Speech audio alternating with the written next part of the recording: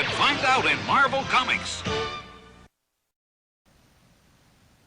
Hello everyone, I'm Kevin, otherwise known as Form BX257, your friendly neighborhood 1980s G.I. Joe toy collector. And today I'll be taking a look at the comics, specifically the old Marvel comic, G.I. Joe issues 11 through 20, originally published in May of 1983 through February of 1984. Specifically, I'll be looking at their reprints in Volume 2 of the trade paperbacks. Now, what I have here is the old Marvel comic versions. However, IDW reprinted them quite recently, and they're retitled Classic G.I. Joe. So if you're looking for the trade paperbacks of these, I would go for the IDW versions, as they would be quite a bit cheaper and more accessible. Unfortunately, I can't recommend the Marvel version of Volume 2 because the first printing has an error on it. On page 233, or more specifically page 18 of issue 20 in this, has a problem. It has the wrong page printed on it.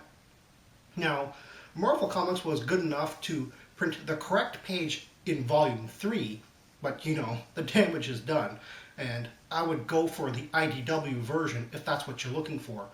The quality is exactly the same, I would say. Issue 11 is titled The Pipeline Ploy.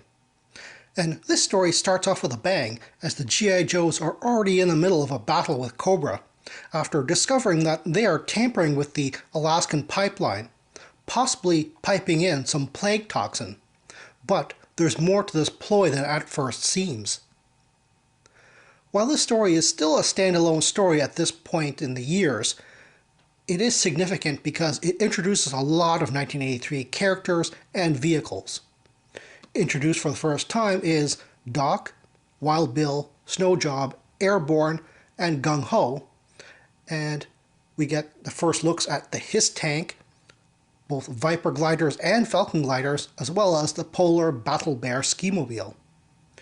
Also introduced in this issue is a shiny masked, wrist rocket wearing Cobra specialist, who is always shown just off panel or in the shadows, and he is never named.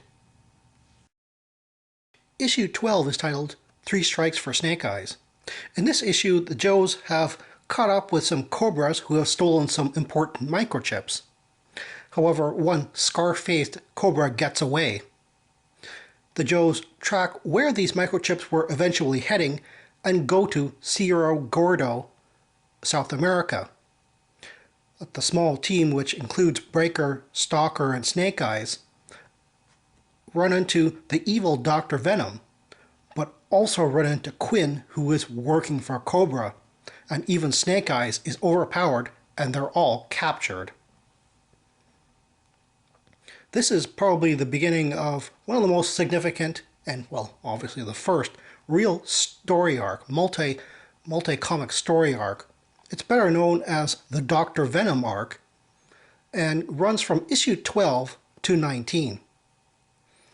Obviously this is the first time where we get to see Scarface, the Cobra Courier, as well as Quinn in his sort of jungle khakis, which is something that he will wear throughout this run, and becomes very, very famous because of that. Oh, and there's this one line spoken by Breaker during a firefight which is really interesting. He says, "The only guy who can knock down an airplane with a submachine gun is Sergeant Granite of Difficult Company." Even as a kid, I recognized that as a parody of Sergeant Rock of DC Comics.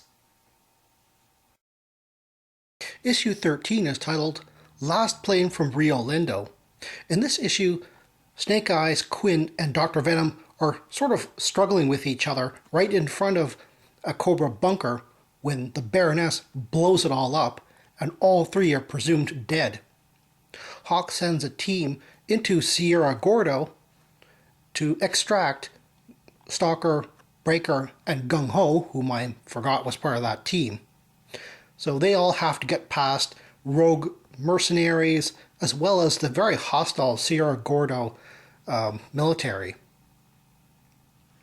This issue introduces Torpedo, and has 2 Sierra Gordon civilians that are drawn to look like Laurel and Hardy in it.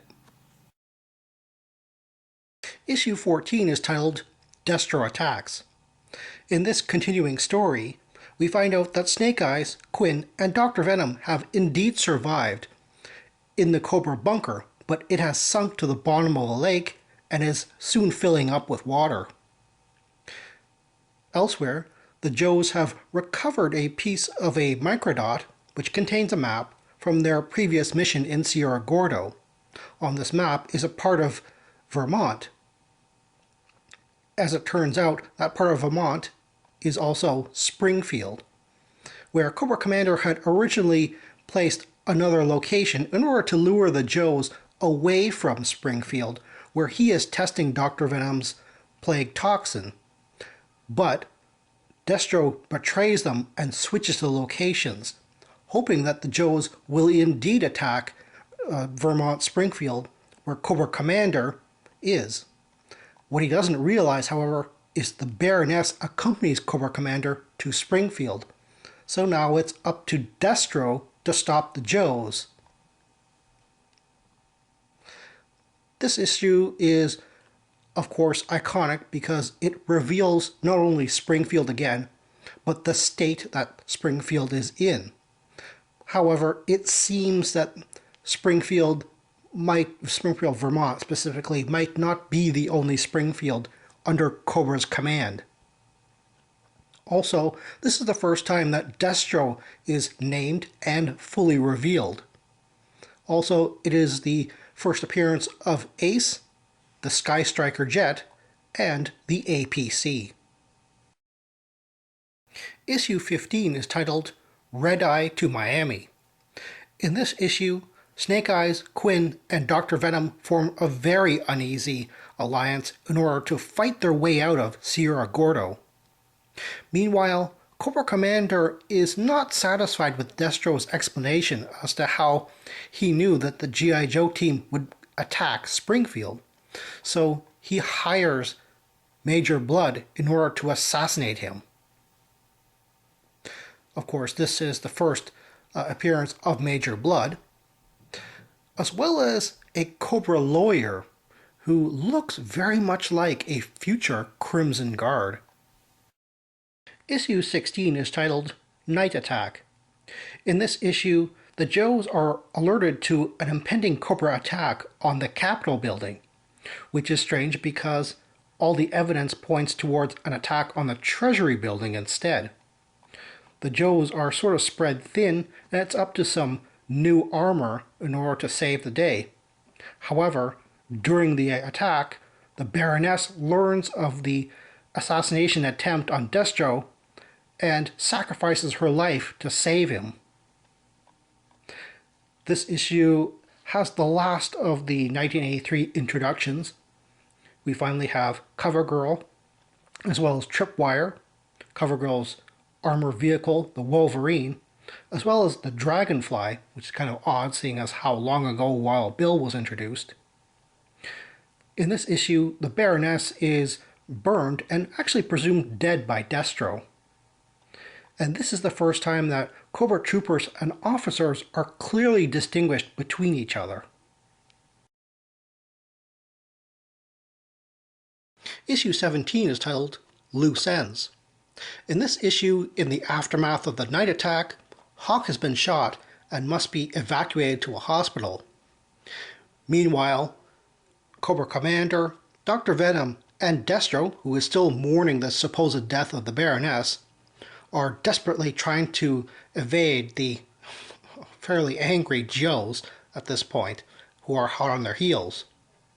Meanwhile, Scarface has head home, as well as Major Blood is trying to evade both the Joes and Cobra as he is being blamed for the death of the Baroness.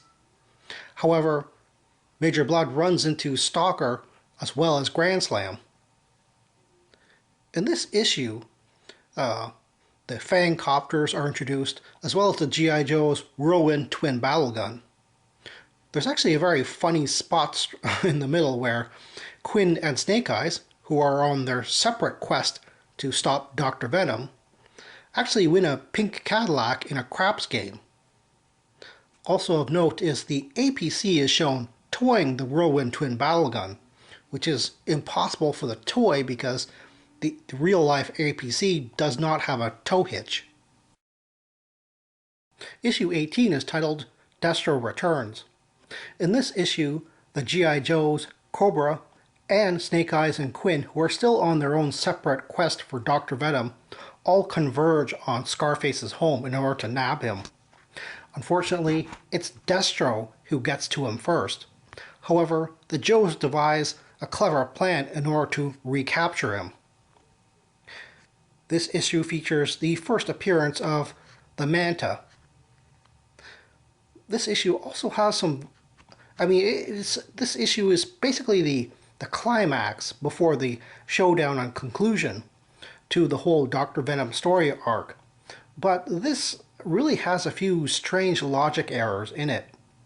Like, if the Joes can get so close to Scarface, why not just capture Destro or Cobra Commander, who are always with him? And how did Cobra know that Scarface would be brought to G.I. Joe headquarters? And if the toxin has a dormancy of 2 weeks, how do they know the schedule of events where Scarface would reach G.I. Joe headquarters in the first place? Issue 19 is titled Joe Triumphs. In this issue, the G.I. Joes are well aware that Scarface has been inoculated with a plague toxin in order to expose the secret location of the G.I. Joe's pit headquarters. So, they play along and try to get Cobra Commander out in full force into a battlefield. Also, Snake Eyes and Quinn finally have their showdown with Dr. Venom. This issue has the first appearance of what they're calling here a prefabricated fortress, which is basically the 1983 headquarters playset. Also making its first appearance is the battle armor Snake, as well as the machine gun, missile launcher, and flamethrower Pack Rats. This issue is very notable for having the deaths of General Flag, as well as Dr. Venom and Quinn. One tiny little bit of interest here is there's an attempt to explain away the odd color choice of the battle armor Snake, as it is white, and there's no real reason why it should be white and not a dark Cobra blue or black. Something that I remembered is January of 1984 is Assistant Editor's Month at Marvel. And finally, issue 20 is titled Home is Where the War Is. In this issue, Clutch is taking his leave in his old hometown and runs into his old classmate. Unfortunately, it turns out the classmate is being forced by Cobra to make jetpacks, and Clutch is going to be the first expendable guinea pig for that. This is basically a standalone story. It's nothing to do with anything before or after it, and is written by Steve Grant, and not Larry Hama as usual. It's a great Clutch adventure, but it's not about road vehicles, which is kind of strange. Well, that's all the time I have right now. Please check out my Facebook page for more information and behind-the-scenes photos for these reviews. Thank you for watching this video, and stay tuned for next time to see another 1980s G.I. Joe toy review. See you then.